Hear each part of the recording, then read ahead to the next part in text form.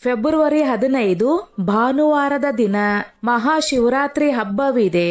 ತ್ರಿಮೂರ್ತಿಗಳಲ್ಲಿ ಒಬ್ಬನಾಗಿರುವ ಶಿವನನ್ನು ಆರಾಧಿಸುವ ವಿಶೇಷ ಪರ್ವ ದಿನವೇ ಈ ಮಹಾಶಿವರಾತ್ರಿಯಾಗಿದೆ.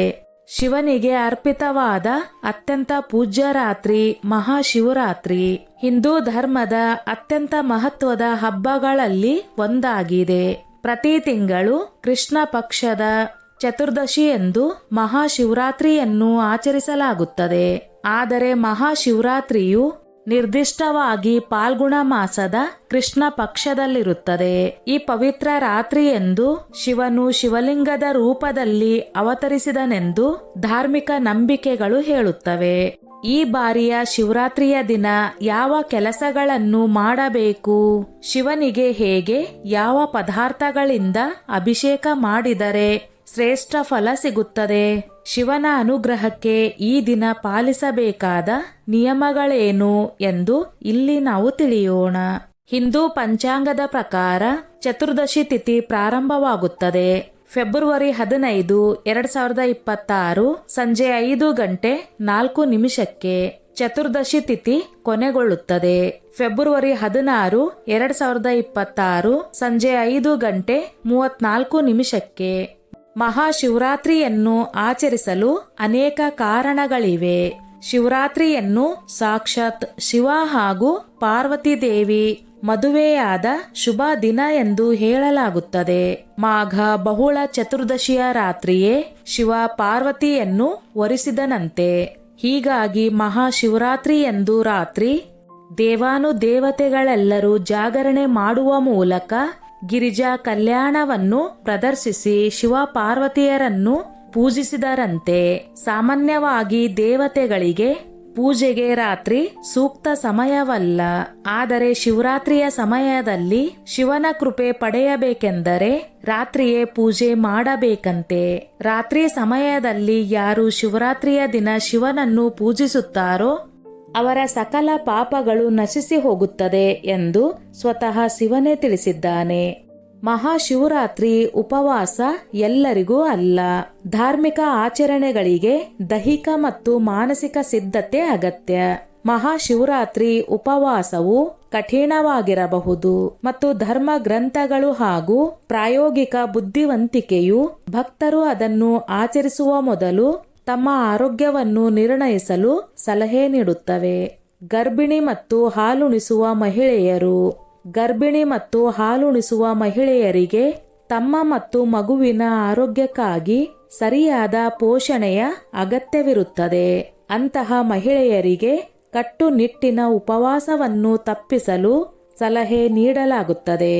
ಗಂಭೀರ ಕಾಯಿಲೆಗಳಿಂದ ಬಳಲುತ್ತಿರುವ ಜನರು, ಮಧುಮೇಹ, ಅಧಿಕ ರಕ್ತದೊತ್ತಡ, ಹೃದ್ರೋಗ, ಮೂತ್ರಪಿಂಡ ಸಂಬಂಧಿತ ಪರಿಸ್ಥಿತಿಗಳು ಅಥವಾ ಯಾವುದೇ ಗಂಭೀರ ಕಾಯಿಲೆಯಿಂದ ಬಳಲುತ್ತಿರುವ ವ್ಯಕ್ತಿಗಳು ಉಪವಾಸವನ್ನು ತಪ್ಪಿಸಬೇಕು.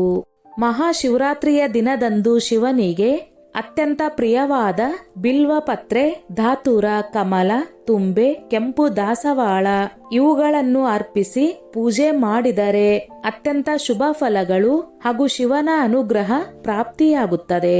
ಶಿವರಾತ್ರಿಯ ದಿನದಂದು ಮಹಾಶಿವನಿಗೆ ಗರಿಕೆ ನೀರಿನಿಂದ ಅಭಿಷೇಕ ಮಾಡಿದರೆ ನಿಮ್ಮ ಜೀವನದ ಕಷ್ಟಗಳೆಲ್ಲವೂ ದೂರವಾಗಿ ನೀವು ಕಳೆದುಕೊಂಡ ಹಣ, ಆಸ್ತಿ ಮರಳಿ ಬರುತ್ತದೆ. ಹಸುವಿನ ಹಾಲಿನಿಂದ ಶಿವನಿಗೆ ಅಭಿಷೇಕ ಮಾಡಿದರೆ ಸಕಲವೂ ಪ್ರಾಪ್ತಿಯಾಗುತ್ತದೆ. ಶಿವನಿಗೆ ಅಭಿಷೇಕ ಮಾಡುವಾಗ ಯಾವ ಕೋರಿಕೆಯನ್ನು ಕೇಳಿಕೊಳ್ಳುತ್ತೀರೋ ಆ ಕೋರಿಕೆಗಳು ಶೀಘ್ರವಾಗಿ ನೆರವೇರುತ್ತದೆ. ಹಸುವಿನ ಹಾಲಿನಿಂದ ಅಭಿಷೇಕ ಮಾಡಿದರೆ ಸಂತಾನ ಫಲ ಕೂಡ ಪ್ರಾಪ್ತಿಯಾಗುತ್ತದೆ. ಶಿವರಾತ್ರಿಯ ದಿನ ಕಬ್ಬಿನ ರಸದಿಂದ ಶಿವನಿಗೆ ಅಭಿಷೇಕ ಮಾಡಿದರೆ ಇಷ್ಟಾರ್ಥ ಸಿದ್ಧಿ, ಉತ್ತಮ ಆರೋಗ್ಯ, ಇರುವ ಸಂಪತ್ತು ಕೂಡ ಮತ್ತಷ್ಟು ವೃದ್ಧಿಯಾಗುತ್ತದೆ. ಕೋರಿಕೆಗಳು ಬೇಗನೆ ನೆರವೇರುತ್ತದೆ. ಮಹಾಶಿವರಾತ್ರಿಯ ದಿನದಂದು ಮಾಡಬೇಕಾದ ಕೆಲಸಗಳು. ಮಹಾಶಿವರಾತ್ರಿಯ ದಿನ ಬೆಳಗ್ಗೆ ಬೇಗ ಎದ್ದು ಸ್ನಾನ ಮಾಡಿ ಒಳ್ಳೆಯ ಮತ್ತು ಶುಭ್ರವಾದ ಬಟ್ಟೆಗಳನ್ನು ಧರಿಸಬೇಕು. ಸ್ವಚ್ಛವಾಗಿರಬೇಕು. ಶಿವನನ್ನು ಪೂಜಿಸುವ ಮೊದಲು ಗಣಪನಿಗೆ ಪೂಜೆಯನ್ನು ಸಲ್ಲಿಸಬೇಕು. ಏಕೆಂದರೆ ಪ್ರಥಮ ಪೂಜೆಯನ್ನು ಗಣಪತಿಗೆ ಮಾಡಬೇಕೆಂಬ ವಾಡಿಕೆ ಇದೆ. ಈ ದಿನ ಭಕ್ತರು ಅಲ್ಪ ಆಹಾರ ಸೇವಿಸುವ ಮೂಲಕ ಉಪವಾಸ ಆಚರಿಸುವರು. ಇನ್ನು ಕೆಲವರು ನೀರು ಕುಡಿಯದೆ ಉಪವಾಸ ಮಾಡುತ್ತಾರೆ. ಉಪವಾಸದ ಸಮಯದಲ್ಲಿ ಕೆಲವು ಆಹಾರಗಳನ್ನು ತಿನ್ನಲು ಅನುಮತಿಸಲಾಗಿದೆ. ಅದರಲ್ಲಿ ಹಾಲಿನ ಉತ್ಪನ್ನಗಳು, ಜೋಳ, ಪಾಯಸ ಇತ್ಯಾದಿಗಳನ್ನು ತಿನ್ನಬಹುದು. ನೀವು ಹಣ್ಣುಗಳನ್ನು ಸಹ ತಿನ್ನಬಹುದು. ಆದರೆ ಇವೆಲ್ಲವನ್ನು ದಿನದಲ್ಲಿ ತಿನ್ನಬಹುದು. ಸೂರ್ಯಾಸ್ತದ ನಂತರ ಅಂದರೆ ಜಾಗರಣೆ ಸಮಯದಲ್ಲಿ ಯಾವುದೇ ಆಹಾರವನ್ನು ಸೇವಿಸಬಾರದು. ಮುಖ್ಯವಾಗಿ ಮಹಾಶಿವರಾತ್ರಿಯ ದಿನದಂದು ಉಪವಾಸ ಮಾಡುವವರು ದಿನವಿಡೀ ಶಿವನ ಮಂತ್ರಗಳನ್ನು ಪಠಿಸಬೇಕು. ಶಿವನ ಮಂತ್ರಗಳಿಗೆ ನಿರ್ದಿಷ್ಟ ಶಕ್ತಿಗಳಿವೆ ಎಂದು ಹೇಳಲಾಗುತ್ತದೆ. ಆದ್ದರಿಂದ ಶಿವನ ಮಂತ್ರಗಳನ್ನು ಪಠಿಸಿ. ಅತ್ಯಂತ ಶಕ್ತಿಶಾಲಿ ಶಿವ ಮಂತ್ರಗಳಲ್ಲಿ ಒಂದಾದ ಓಂ ನಮಃ ಶಿವಾಯ ಎಂಬ ಮಂತ್ರವನ್ನು ತಪ್ಪದೆ ಪಠಿಸಿ. ಶಿವನಿಗೆ ಪೂಜೆ ಮಾಡುವಾಗ ಶಿವನಿಗೆ ಅಭಿಷೇಕ ಮಾಡಿ ಗಂಧ, ಚಂದನ, ಭಸ್ಮಲೇಪನೆ ಮಾಡಬೇಕು. ಶಿವರಾತ್ರಿಯಂದು ಮಾಡಬಾರದ ಕೆಲಸಗಳು: ಮಹಾಶಿವರಾತ್ರಿಯ ದಿನ ಕಪ್ಪು ಬಟ್ಟೆ ಧರಿಸುವುದನ್ನು ತಪ್ಪಿಸಿ. ಏಕೆಂದರೆ ಶಿವನಿಗೆ ಕಪ್ಪು ಬಣ್ಣ ಇಷ್ಟವಿಲ್ಲ. ಶಿವನಿಗೆ ಕುಂಕುಮ ಹಾಗೂ ಅರಿಶಿನ ಲೇಪಿಸಬಾರದು ಎಂದು ಶಿವಪುರಾಣದಲ್ಲಿ ತಿಳಿಸಲಾಗಿದೆ. ಶಿವನಿಗೆ ಕೆಂಪು ಹೂಗಳು ಇಷ್ಟವಿಲ್ಲ. ಆದ್ದರಿಂದ ಮಹಾಶಿವರಾತ್ರಿಯ ದಿನ ಕೆಂಪು ಹೂಗಳಿಂದ ಪೂಜಿಸುವುದನ್ನು ತಪ್ಪಿಸಬೇಕು. ಶಿವನಿಗೆ ತುಳಸಿ ಎಲೆಗಳನ್ನು ಅರ್ಪಿಸುವುದನ್ನು ತಪ್ಪಿಸಬೇಕು. ತುಳಸಿ ಎಲೆಗಳನ್ನು ಶಿವನಿಗೆ ಬಳಸಿದರೆ ಪೂಜೆ ಪೂರ್ಣವಾಗುವುದಿಲ್ಲ. ಪೂಜೆಯಲ್ಲಿ ತುಳಸಿಗೆ ಬಹಳ ಮುಖ್ಯವಾದ ಸ್ಥಾನವಿದೆ. ಆದರೆ ಅದನ್ನು ನಾವು ವಿಷ್ಣುವಿನ ಪೂಜೆಗೆ ಬಳಸಬೇಕು. ಶಿವನ ಪೂಜೆಗೆ ತುಳಸಿಯನ್ನು ನಾವು ಬಳಸಬಾರದು ಎನ್ನುವ ಮಾತಿದೆ. ಪುರಾಣಗಳ ಪ್ರಕಾರ ಶಿವಲಿಂಗವನ್ನು ಸಂಪೂರ್ಣವಾಗಿ ಪ್ರದಕ್ಷಿಣೆ ಮಾಡಬಾರದು. ಶಿವನನ್ನು ಬಿಲ್ವಪತ್ರೆಯ ಎಲೆಗಳಿಂದ ಪೂಜಿಸಿದರೆ ಆ ಎಲೆಗಳು ಹರಿದಿರಬಾರದು.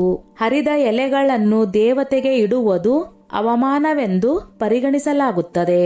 ಮುಖ್ಯವಾದ ಸಂಗತಿ ಏನೆಂದರೆ ಮಹಾಶಿವರಾತ್ರಿಯ ದಿನ ವಿಳಂಬವಾಗಿ ಪೂಜೆಯನ್ನು ಮಾಡಬಾರದು. ಕಂಚಿನ ಪಾತ್ರೆಯಲ್ಲಿ ಹಾಲನ್ನು ಶಿವನಿಗೆ ಅರ್ಪಿಸಬಾರದು. ಯಾವಾಗಲೂ ತಾಮ್ರದ ಪಾತ್ರೆಯಲ್ಲಿ ಅರ್ಪಿಸಬೇಕು. ಪೂಜೆಯ ವೇಳೆಯಲ್ಲಿ ಸ್ಟೀಲ್ ತಟ್ಟೆಯಲ್ಲಿ ಶಿವಲಿಂಗವನ್ನು ಇರಿಸಬಾರದು.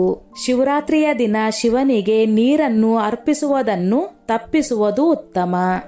ಸ್ನೇಹಿತರೆ, ಈ ನನ್ನ ಮಾಹಿತಿ ನಿಮಗೆ ಇಷ್ಟವಾಗಿದ್ದಲ್ಲಿ ದಯವಿಟ್ಟು ಶೇರ್ ಮಾಡಿ, ಲೈಕ್ ಮಾಡಿ ಮತ್ತು ಸಬ್ಸ್ಕ್ರೈಬ್ ಮಾಡಿ.